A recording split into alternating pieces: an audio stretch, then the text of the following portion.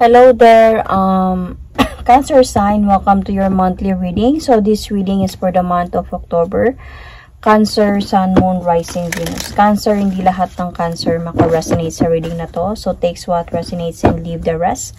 Cross watchers, pwedeng kayo to at hindi sila Cancer sign. So put yourself in a situation kung saan kayo naka-resonate. Cancer, if hindi kayo naka-resonate sa reading na to, please do check your other placements, your Sun, your Moon, your Rising, your Venus sign, dahil pwedeng doon kayo maka-resonate at hindi dito. So Cancer, let's start. Cancer love reading, October. Cancer for the month of October. Love reading, Cancer.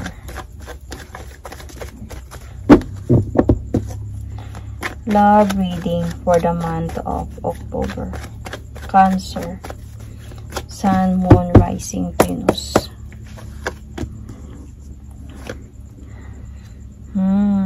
Cancer. Parang merong sitwasyon ang lumalabo ngayon. Cancer, some of you.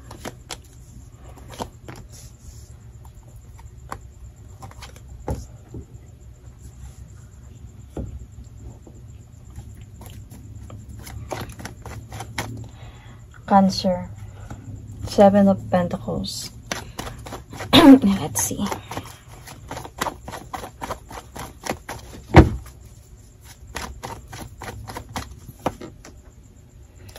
So, I can see here, Cancer, parang minsan hindi ka nakakatulog sa gabi thinking about some clarities na may nalalaman ka.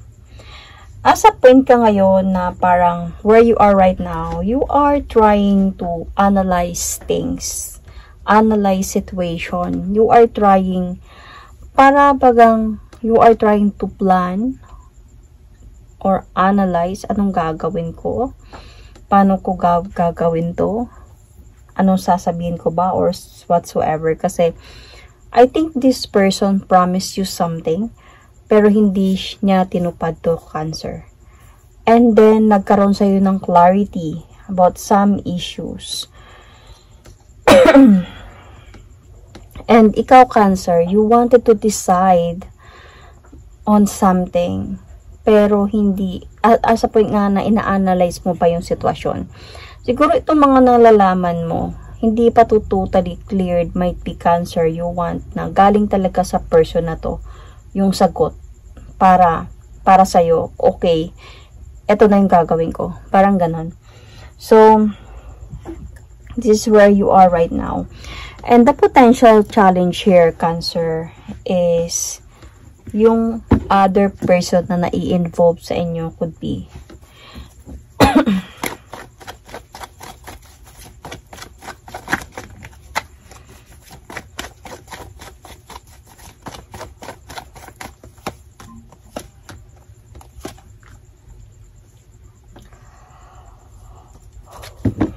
Cancer. Nag-aaway kasi kayo ng person na to, Cancer. Magulo kayo. And feeling ko, Cancer, may pinga some of you meron ng plan to get married, baka engage na, yung some of you matagal na, or parang may mga pinag-uusapan ng mga serious commitment in the future, or kung magkita man, kung LDR man to, pwede naman tong hindi. And Cancer, you are really waiting for that offer from your person. Might be ito na din yung promise ng person mo. You are waiting for that victory in life. But then, yun pala, may mga halong kasinungalingan pala itong person na to. So, dito ka napapa-challenge na if meron to sa buhay namin, paano matutupad yung mga pangarap ko para sa relasyong ito? O mga pinag-uusapan namin, yung mga plano namin. So, saan ka ba magfo-focus, Cancer? Feeling ko, magfo-focus ka sa treatment ng person mo sa'yo. Kung sincere pa ba siya or not anymore. Kung willing pa ba siya or not anymore. Kasi feeling ko, asa point kayo ngayon of coldness. Malamig ang simoy ng hangin. Malamig ang relasyon ninyo.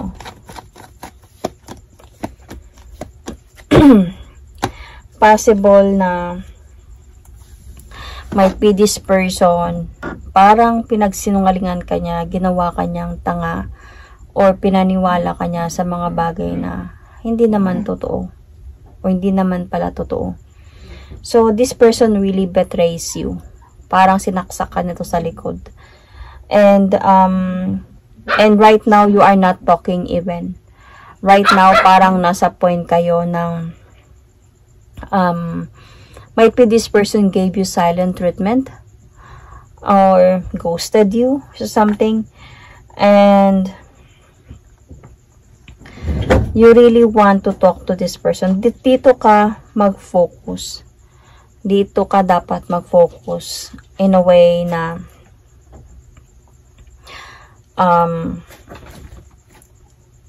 sa treatment ng person mo sa'yo, sa pinapakita, sa nararamdaman mo na pinaparamdam niya sa'yo in a way. So, in the past, sa past na yung dalawa. So, let's see. Meron talaga kayo na ditong parang plan. Could be to get married. Siguro, let's see. In the past pa lang. Baka engage kayo nito. Or might be some of you nga siguro is married. So, depende to kung saan kayo naka-resonate, okay? Or might be excuse me. Or might be Cancer. Yeah, I think so. This is your past. So, this is your past. Might be ito dito sa challenge na to. Paano kami magkaroon ng masayang pagsasama, masayang marriage, masayang buhay kung meron tong third party na to. So, pwede din ganon. So, pwede din to sa married couple or engaged couple, or may mga promises and plan to get married, okay? Kahit hindi pa engaged.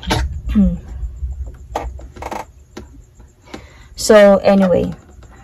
So, in the past, ito na nga yun. Kaya lang, itong person na to, feeling ko may tinago siya sa'yo.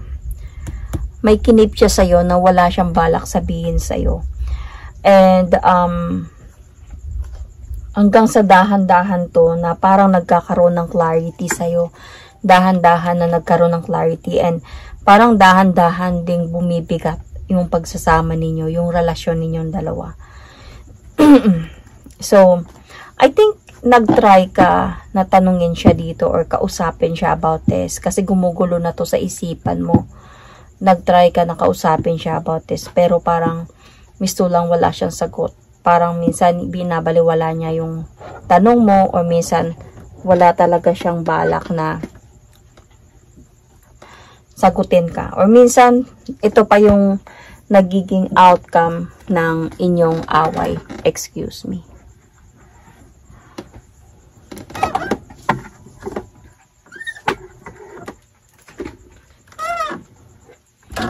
So,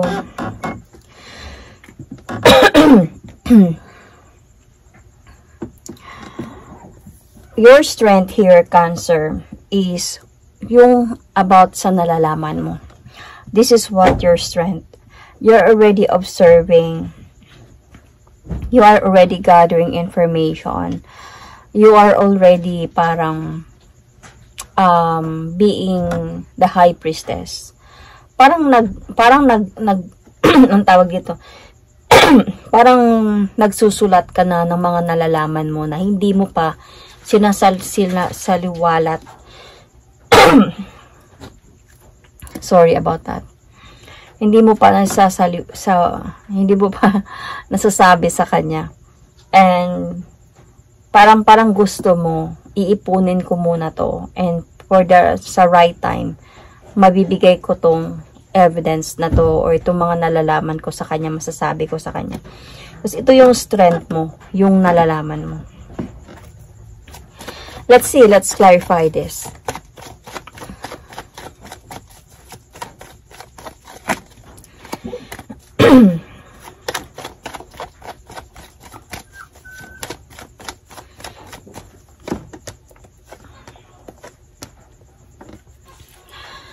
So, that this person pala, meron talaga siya mga kasinungalingan sa'yo, secrets. Might be you thought that this person is sobrang nakafocus siya sa relationship ninyo. Yun pala, itong person pala na to is meron din siyang mga kinakausap na iba, might be LDR ba, kayo, at meron din siyang ibang ka-LDR na kinakausap. Tinatago niya lang sa'yo habang akala mo okay kayong nag-uusap, okay kayong magkasama, meron pala siya mga ganung mga bagay na ginagawa sa buhay niya. So, ito yung mga, I think, na nagkaroon sa'yo ng clarity, and you kept this, and you make this your strength, na one day, pwede mo tong matapon sa kanya as evidence in a way. So, in the near future, or this month of October, magkakaroon talaga kayo dito ng away. Siguro ito, i-share mo na to sa kanya, itong mga nalalaman mo. Kasi magkakaroon talaga kayo dito ng gulo. Mabigat to. Kumaga, nakakapagod tong away na to. Kasi feeling ko dito, sasabihin mo na talaga sa kanya, ito yung mga nalalaman ko, ito palang meron ka, ito palang ginagawa mo, whatsoever. Magkakaroon kayo dito talaga ng away. And one of you will going to give up on this fight and surrender and walk away. So, might be this month of October or in the near future, pwedeng mangyari yun.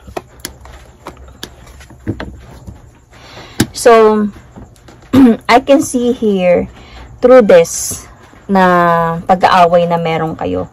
Hindi naman to isang araw lang mangyayari. Kasi, itong klaseng away na to is parang nakakapagod. So, ibig sabihin, lagi na itong mangyayari. Lagi nang mangyayari. Tampuhan, kwento-kwento, biglang nag-away dahil napupunta doon yung usapan. So, itong person na to will still going to try to convince you na magkaayos kayong dalawa. Pero, on your part kasi, sa mga nalalaman mo, napagod ka na din kasi.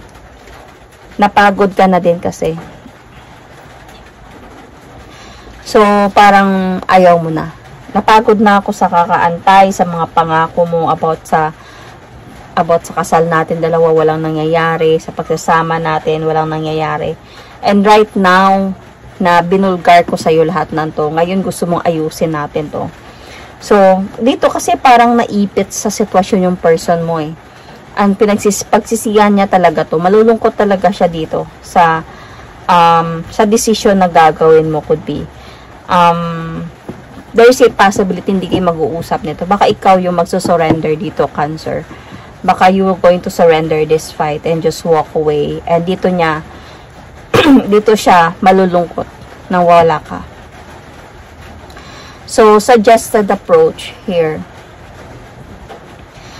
This person, hindi niya alam kung sino yung pipiliin niya.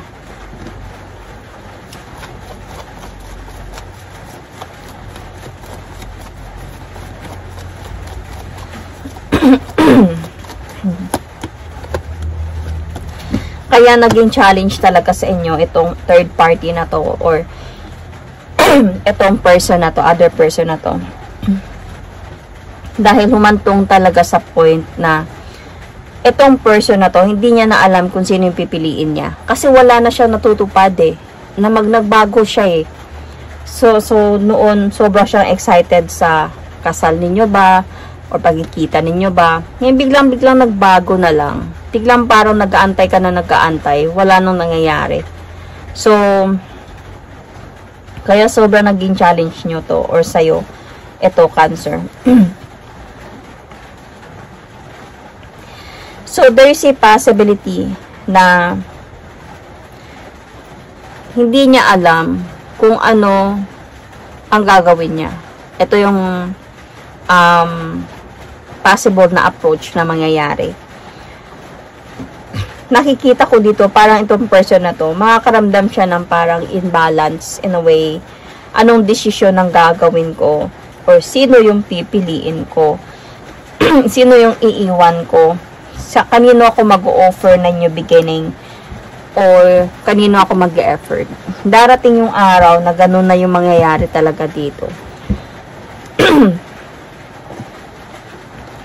And what you really need to know here, Cancer, there is a possibility your cycle with this person will going to cut off. May magka-cut off ng cycle ninyo.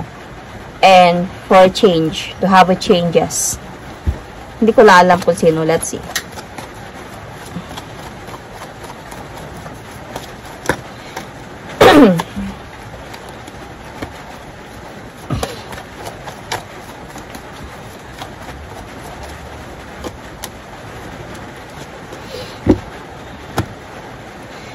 So, feeling ko, ang gagawa nito is yung person mo. Kasi parang may cycle na ma-end. And there is a possibility that maghiwalay kayo nitong person na to. And dahan-dahan, siguro feeling ko hindi to agad-agad mangyayari. Feeling ko mangyayari to dahan-dahan. Dahan-dahan kayong babagsak nito. And siya na mismo yung iiwas o magipaghiwalay. But there is a possibility then na pwedeng mangyari na itong person na to, itong gagawin niya na to is mapag-isip-isip niya din to one day. No way. Bakit? Kasi mahal ka niya eh. Kumaga, sabihin natin na abot sa point na maghiwalay na kayo. 'Di ba? Parang gugulo ka sa isipan niya eh. Parang makakaramdam siya dito na parang nai-stress siya sa kakaisip sa'yo anong gagawin ko or something like that. So, may possibility na babalik pa din to sa'yo in the future. Because what your hope here is, yun pa rin naman yung hope mo eh. Yun yung hope mo na babalik siya. Na mag-o-offer siya sa'yo ulit ng love, ng new beginning. But your fear here is baka hindi sa'yo doon sa isa. So, kasi yung potential future dito, magkakabalikan din naman kayong dalawa eh.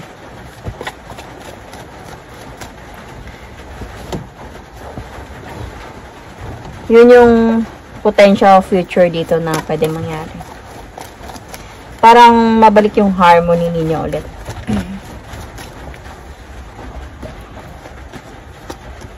See, from separation,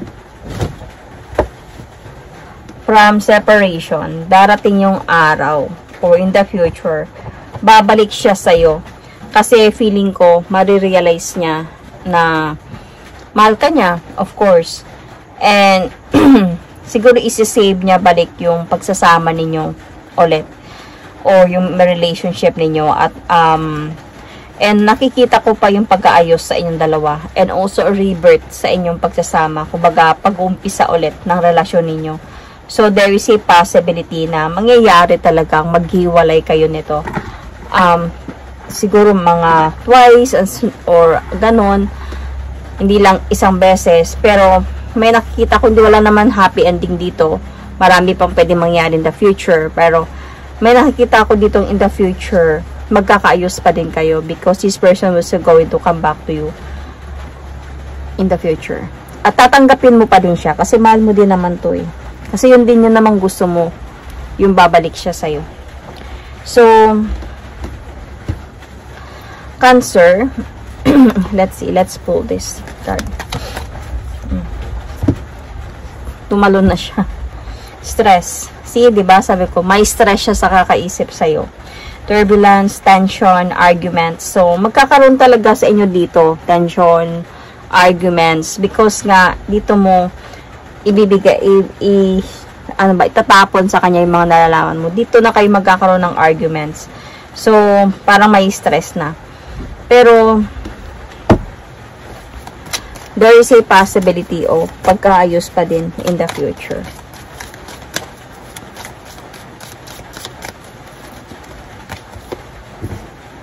So, be authentic, be real and true to who you are and how you feel. So, Cancer, just be true and just be real and true to who you are and how you feel. So, just be authentic, Cancer. You don't have to pretend anything sa person na to, sa sitwasyon na to. Just be who you are.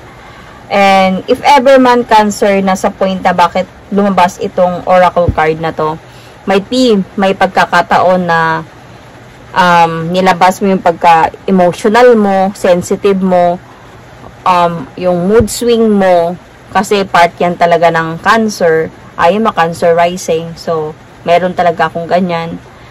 So, it's, wag ka mag-pretend na okay lang. And wag ka din mag-pretend na should I do this? Or wag mo din isipin na ito ba yung gagawin ko? Ito ba yung i-approach ko? Ito ba yung gagawin ko? Just be who you are. Kung nagsiselos ka, dapat tanggapin niya yun kasi alam may kasalanan siya na ginawa sa'yo. Kung nagagalit ka, dapat i-share mo yun sa kanya, yung galit mo, yung nararamdaman mo. Wala ka sa mood ngayon, ito ako eh. Dapat tanggapin mo ako kung mahal mo ako. Parang ganun. So, huwag mong isipin na dahil ba sa akin kung bakit niya ako pinagpalit? Dahil ba sa may ayun, sorry na full storage ako. Anyway, as I said, dahil ba sa nag-guilty ka sa mga nangyari, baka kasalanan mo or what, hindi to para sa'yo. Just be who you are. Kung mahal ka ng isang tao, mamahalin ka niya kung sino ka man. Maging sino ka man. Yun. Okay, so, I can see signs here, Cancer. You might be dealing here with Pisces, Aquarius, Taurus, Leo, Capricorn, Sagittarius,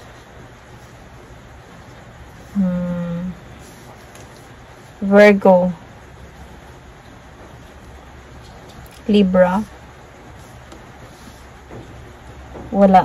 Sorry, might be Libra. Yeah, merong Libra. Pisces, as I said, Aries, could also be Gemini. So, Sun, Moon, Rising, Venus, or you might have this in your chart. So, that is my reading for you, Cancer, for the month of October. Thank you and God bless.